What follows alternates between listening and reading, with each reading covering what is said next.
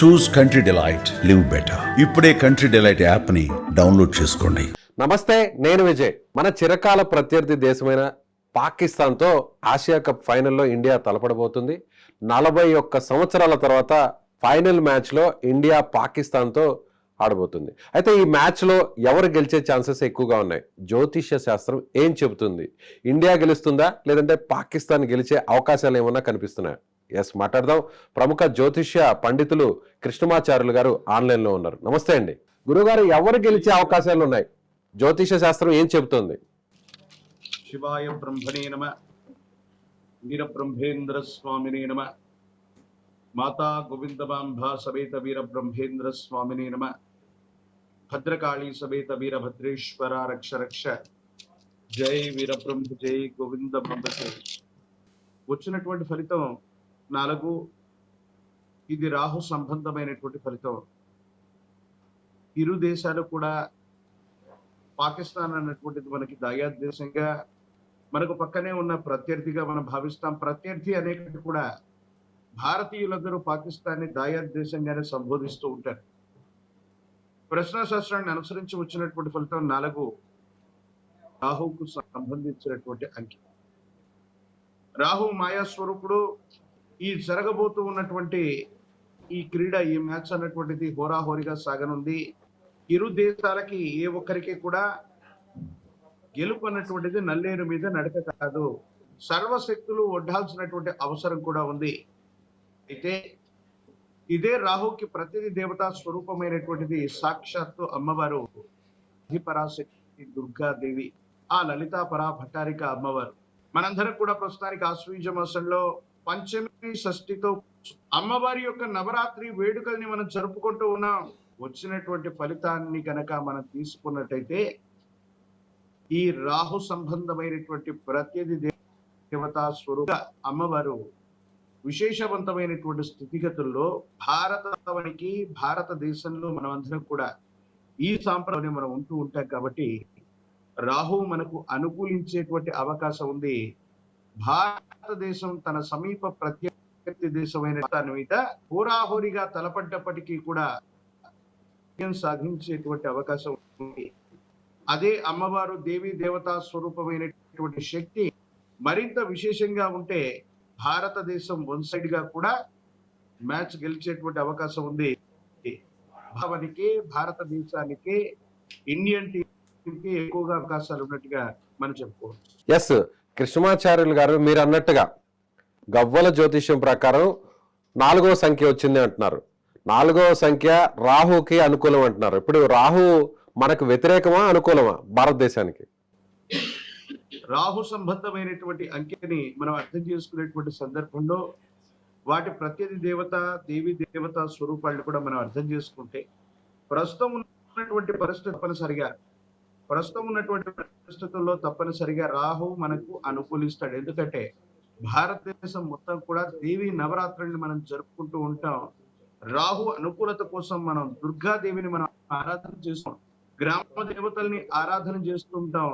దేవీ శక్తులు విశేషంగా మనకు ఉంటాయి. కాబట్టి భారతావనికి ఈ నవరాత్రి పర్వదిన రాహు అనుకూలించే అవకాశాలే ఎక్కువగా ఉంటాయి.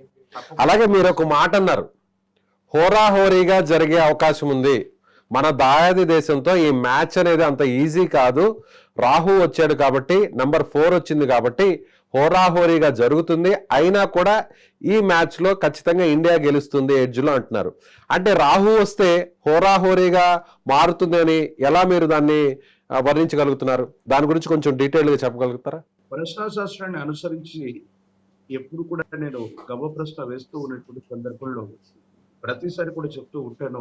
సామాజిక మాధ్యమాల్లో చాలా సార్లు మీరు చూస్తుంటారు. కేవలం ఈ మ్యాచ్ కు సంబంధించినటువంటి అంశాలే కాదు, ఎన్నో జ్యోతిష్యపరమైనటువంటి, రాజకీయపరమైనటువంటి గెలుపోటములు భారతావనిలో చాలా రాష్ట్రాలకు సంబంధించిన గెలుపోటములన్నింటినీ కూడా కృష్ణమాచార్య గవ్వ ప్రశ్న ద్వారా ముందే చెప్పాడు. నేను ప్రశ్న చెప్తూ ఉంటాను. రాహు సంఖ్య అయినటువంటి 4 కానీ, కేతు సంఖ్య అయినటువంటి 7 కానీ కొన్ని ప్రత్యేకమైనటువంటి ఫలితాలని అవి నిర్దేశన చేస్తూ ఉంటాయి. ఎప్పుడు రాహు సంఖ్య 4 వచ్చిందనుకోండి, మనం అడిగినటువంటి ప్రశ్న మనకు పాజిటివ్ గా ఉంది అనుకున్నటువంటి వాటిలో కూడా ఏదైనా రాహు మాయా స్వరూపుడు కాబట్టి ప్రతికూలం అంటే అపోనెంట్ గా మారే అవకాశం, ఆపోజిట్ ఫలితం వచ్చేటువంటి పరిస్థితులు ఎక్కువగా ఉంటాయి. ఆ లెక్కన తీసుకోవటం వల్ల భారతావనికి గెలుపు అటువంటిది నల్లేరు మీద నడక కాదు. కానీ కానీ రాహు గ్రహం ఒక నెగటివ్ ప్లానెట్ గా చెప్తారు సరే, కానీ మీరు ఇక్కడ మాత్రం హోరాహోరీగా జరుగుతుంది, కానీ ఎడ్జ్ మాత్రం ఇండియాకే ఉంటుందని అంటున్నారు. దాన్ని ఎలా పోల్చారో ఒకసారి చెప్పగలరా? రాహు అన్నటువంటి అక్కడ రాగానే ఇది కొంత ప్రతికూలవంతమైనటువంటి ఫలితం అయి ఉంటుంది. ఈ ప్రతికూలవంతమైనటువంటి ఫలితాన్ని మనం ఎలాగా మరి పూర్తిగా విశ్లేషణ చేస్తామంటే, రాహు అధిదేవతా స్వరూపాలైనటువంటి సర్పదేవతా స్వరూపాలు, గ్రామదేవతా స్వరూపాలు, వీటి నుంచి దుర్గామాతను గనక విశేషంగా పూజిస్తూ ఉంటే రాహు అనుకూలవంతం అవుతుంది. పాకిస్తాన్ ఇండియాకు పోల్చుకుంటే ఈ రెండు కూడా మతపరమైనటువంటి దేశం. మన క్రికెటర్స్ వాళ్ళ క్రికెటర్స్ పోల్చుకున్నారు, వాళ్ళ కుటుంబాలు మన కుటుంబాన్ని పోల్చు, ప్రత్యేకించి భారతావని పాకిస్తాన్ మొత్తం కూడా ఒక యూనిట్ గా తీసుకున్న నవరాత్రులు విశేషంగా జరుగుతున్నాయి. చాలా భక్తి ప్రపత్తులతో మనమంతా కూడా ఉంటున్నాం. అమ్మవారి దేవీ దేవతా శక్తులు అన్నటువంటి విశేషంగా ఉన్నటువంటి సందర్భంలో రాహు తప్పకుండా మనకే యోగించేటువంటి అవకాశం ఉంటుంది అన్నటువంటిది నా ప్రగాఢమైనటువంటి విషయం. కాకుండా శాస్త్ర పరిజ్ఞానంతో శాస్త్ర పరిభాషలో కూడా వాటిని ఈ విధంగానే మనం డికోడ్ చేయాల్సి ఉంటుంది. అది కూడా అత్యంత వేగంగా సెకండ్ల మీద ఈ ఫలితాన్ని మనం లెక్కించాల్సినటువంటి. ఎస్, అలాగే టాస్ కీలకంగా అవబోతుంది. టాస్ ఎవరికి అనుకూలంగా మారే అవకాశం ఉందంటారు మీ గవ్వల పంచాంగం ప్రకారం? శివాయ బ్రహ్మణే నమ, వీర బ్రహ్మేంద్ర స్వామి నమ, జై వీర బ్రహ్మజే గోవింద బాంబజే. వచ్చినటువంటి ఫలితం 6. ఇది శుక్ర భగవానుడికి సంబంధించింది. మళ్ళీ శుక్ర భగవానుడికి అధిదేవతా స్వరూపమైనటువంటిది కూడా మళ్ళీ అమ్మవారి. తెలియదు కానీ గ్రహాల యొక్క శక్తి కంటే కూడా దేవి శక్తులు అన్నటువంటివి డామినేట్ చేయబోతున్నాయి. టాస్ కూడా భారత టాస్ ని ఇండియా గెలిచినా లేదా ప్రత్యర్థి తీసుకునేటువంటి నిర్ణయం అయినా సరే ఏదైనా కూడా భారతావనికి అనుకూలించేటువంటి అవకాశాలు ఉన్నాయి. రాహుకు శుక్రుడు రావడం వల్ల సో ఇది ప్లస్సా మైనస్సా టాస్ విషయంలో ఇండియాకి? ఇది ప్లస్ అవుతుంది, ఇది ప్లస్ అవుతుంది. టాస్ విషయంలో Yes. ప్లస్ అవుతుంది. ఎవరికి ప్లస్ అంటే టాస్ మనం గెలిచే అవకాశం ఉందంటారు, మీ గవ్వల జ్యోతిష్యం అదే చెప్తుందంటారు. టాస్ అన్నటువంటిది కీలకం కాబోతున్నటువంటి తరుణంలో గవ్వ ప్రశ్నను అనుసరించి వచ్చినటువంటి ఫలితం 6. ఈ 6 శుక్ర భగవానుడికి సంబంధించింది. శుక్రుడికి మళ్ళీ అధిదేవతా స్వరూపాలుగా ఇంద్రాణి, ఇంద్రుడి యొక్క రాణి లేదా సచీదేవి, ఐశ్వర్య లక్ష్మి, అదృష్ట లక్ష్మి, ఈవిడ కూడా అమ్మవారి మళ్ళీ. సో ఈవిడ్ని కూడా మనం ఈ విధమైనటువంటి రూపాల్లో కొలుస్తూ ఉంటాం, భావన చేస్తూ ఉంటాం. సో ఏది ఏమైనప్పటికీ కూడా టాస్ గెలిచేటువంటి అవకాశాలు చాలా ఎక్కువగా ఉంటాయి. ప్రత్యర్థి తీసుకునేటువంటి నిర్ణయం అయినా మనకు అనుకూలించేటువంటి అవకాశం ఉంది.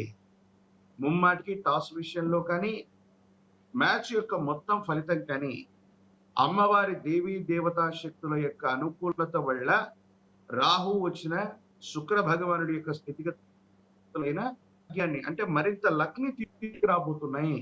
గురుగారు, ఈ విషయంలో చాలా సున్నితమైనటువంటి విషయం ఇది. యావత్ దేశం అంతా కూడా క్రికెట్ అభిమానులందరూ కూడా ఖచ్చితంగా ఈ మ్యాచ్ కోసం అందరూ కూడా 1000 కళ్ళతో ఎదురు చూస్తున్నారు. అందరూ కూడా ఏకపక్షంగా ఇండియా మ్యాచ్ గెలవాలని కోరుకుంటున్నారు. ఆ దిశగానే ఇప్పుడు వరకు కూడా మనం పాకిస్తాన్ని ఈ సిరీస్లో 2 సార్లు చిత్తుగా ఓడించాం. ఇప్పుడు 3వసారి ఫైనల్కి వచ్చాం. అయితే మీరేమంటున్నారంటే నెంబర్ 4 వచ్చింది కాబట్టి మ్యాచ్ రిజల్ట్ విషయంలో కాస్త టఫ్గా మారుతుంది, అయినా కూడా ఇండియా గెలుస్తుంది అంటున్నారు.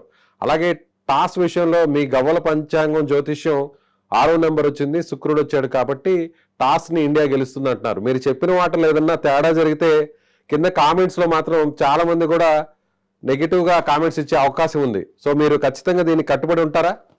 జగద్గురు శ్రీమద్ విరాట్ పోతులూరి వీరబ్రహ్మేంద్ర స్వాముల వారి యొక్క దివ్యమైనటువంటి ఉపాసన ఫలితంగా మాకు సిద్ధించినటువంటిదే ఈ ప్రశ్న జ్యోతిష్యం. గురుదేవుల యొక్క అనుగ్రహంతో ఇప్పటికీ కృష్ణమాచార్య ఎన్నో రకాలైనటువంటి సంచలనమైనటువంటి జ్యోతిష సంబంధమైనటువంటి వ్యాఖ్యల్ని చేసి ఉన్నారు. ఆపరేషన్ సింధూర్ విషయంలో కూడా ఇదే సామాజిక మాధ్యమం మీద ఇదే ఛానల్ నుంచి కూడా నేను మాట్లాడినటువంటి అంశాలు కూడా మీరు చూడొచ్చు. 6 అంటే 6 రోజులు లేదా 6 సంఖ్య కలిగినటువంటి మాసంలోపు యుద్ధానికి సంబంధించి అంటే అది క్రికెట్ ని మించినటువంటిది అతి సున్నితమైనటువంటి అంశం. అలాంటి విషయాలతో పాటు ఉభయ తెలుగు రాష్ట్రాలు చాలా స్టేట్స్ లో జరిగినటువంటి అనేక రకాలైన ఎన్నికల గురించి కూడా నేను మాట్లాడాను.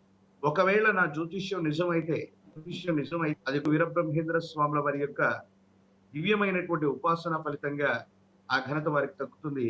ఒకవేళ ఏదైనా సరే తేడా వచ్చిందంటే అది నా పరిజ్ఞాన లోపమే తప్ప వేరొకటి కాదు. ప్రేక్షకులు వీక్షకులు ప్రత్యేకించి కాదు, ప్రపంచ అందరూ కూడా ఈ మ్యాచ్ ని తిలకిస్తూ ఉంటారు. వచ్చినటువంటి కామెంట్స్ ఒకవేళ ఈ జ్యోతిష్ శాస్త్రం అన్నటువంటిది నిలబడాలి, అది వాస్తవం అవ్వాలని నేను కోరుకుంటాను.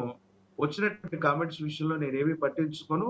నా జ్యోతిష్యం వాస్తవం అవుతుందని, వాస్తవం అవ్వాలని నేను రైట్ అండి, థ్యాంక్ యూ, నమస్కారం. సో ఇది కృష్ణమాచార్యులు. సో ఆయన ఇది చెప్తున్నారు, జ్యోతిష్య పండితులు గవ్వల జ్యోతిష శాస్త్రం గురించి చెప్పేటువంటి కృష్ణమాచార్యులు గారు ఖచ్చితంగా India Pakistan match one side కాదు, ఎందుకంటే కాస్త గ్రహాలు కూడా ప్రతికూలంగా ఉన్నాయి కాబట్టి హోరాహోరీగా మ్యాచ్ జరుగుతుంది. అయితే టాస్ మాత్రం ఇండియానే గెలుస్తుంది, అలాగే మ్యాచ్ కూడా ఇండియానే గెలుస్తుంది, ఎడ్జ్లో గెలుస్తుంది. మ్యాచ్ మాత్రం హోరాహోరీగా జరిగే అవకాశం ఉందని ఆయన చెప్తున్నారు. మీరేమనుకుంటున్నారు? రేపు జరిగేటువంటి match India Pakistan final match ఎలా ఉండబోతుంది?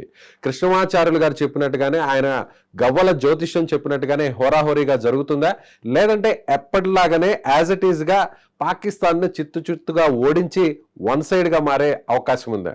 మీ అభిప్రాయాన్ని కామెంట్ రూపంలో తెలియచేయండి. Thank you.